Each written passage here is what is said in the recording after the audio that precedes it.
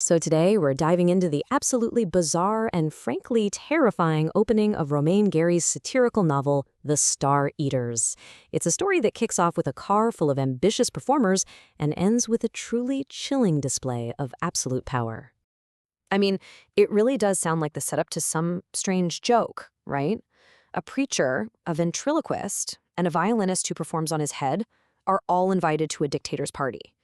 These performers, each a star in their own world, are the personal guests of the iron-fisted ruler, General Almayo.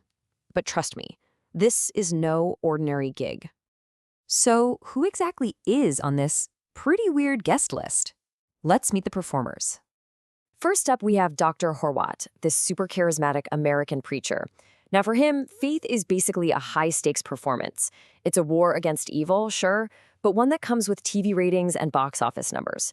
He literally preaches from a boxing ring and is actually proud that God's ratings are only just behind shows like the Beverly Hillbillies.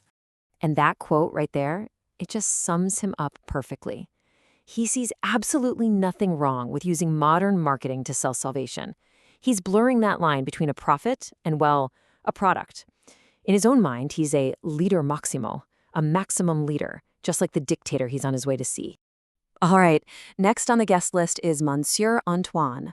He's a French juggler whose entire life, his whole existence, is consumed by this one single patriotic obsession.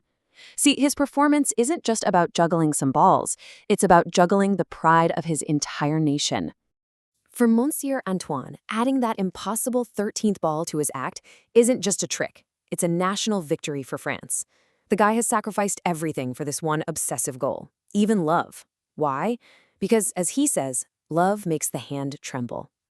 Our third performer is Monsieur Manuelesco. He was a child prodigy on the violin, a real star, but he kind of faded away. Now, though, he's found a spectacular, and maybe a little tragic, way to get back into the spotlight. Yup, you heard that right. He performs Vivaldi and Prokofiev while balanced on his head. And this isn't just a gimmick. It's a powerful statement about what an artist has to do to get noticed in a world that's seen it all. To be seen, he has to literally turn everything upside down.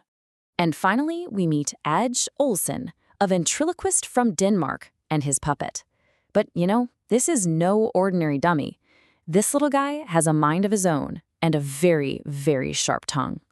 And yeah, that's not the ventriloquist talking. That's the puppet, Ole Jensen, complaining to Dr. Horwat about his so-called master. It's through this cynical, smart-mouthed block of wood that the novel's dark, comedic, and satirical tone just comes roaring to life. He sees how absurd everything is. So these performers are all heading to the Capitol, totally lost in their own ambitions and dreams. The mood is pretty light. And then, in an instant, everything changes. The convoy of Cadillacs screeches to a halt. Out of nowhere, they're surrounded. Jeeps, motorcycles, soldiers with machine guns drawn, and pointed directly at them. The trip to the palace has just turned into a roadside nightmare. They get shoved into this decrepit, filthy cantina. The soldiers don't give them any explanation. The commander, a guy named Captain Garcia, just says he's following radio orders. He tells them to be patient and even have a drink on the government. But you can just feel it, right? The air is thick with menace. Something is very, very wrong. The radio goes silent, so Captain Garcia has to get on the phone to the palace. The performers, who are now basically captives, can only watch as the tension just keeps building. And this is where the story pivots from just being strange to being truly terrifying. You can just imagine Captain Garcia on the phone, his face draining of all color as he repeats the order, his voice filled with total disbelief. The instruction from his superior is monstrously, unbelievably clear. Execute every single guest. And then, in this absurdly horrific twist, Garcia points out a small detail.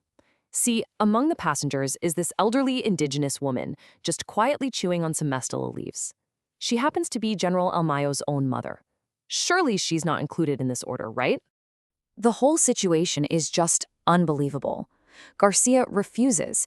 He's not going to execute the general's mother and a bunch of American citizens without hearing the order from the dictator himself. He needs to hear it from the ultimate source of power.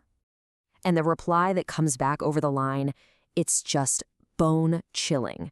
That single sentence reveals the completely inhuman nature of the dictator's power. A power so total, so absolute, that not even his own mother is safe. Finally, the general himself gets on the line. His voice cuts through the static with these cold, clear instructions. "Shoot them all," he commands Garcia, "and do it immediately." And then he adds one final terrifying detail. "Don't bury the bodies. Leave them out in the open, on the mountain, where they'll be found." And that brings us right to the core question of the novel. We started with this group of so-called star eaters, people obsessed with their own fame and greatness.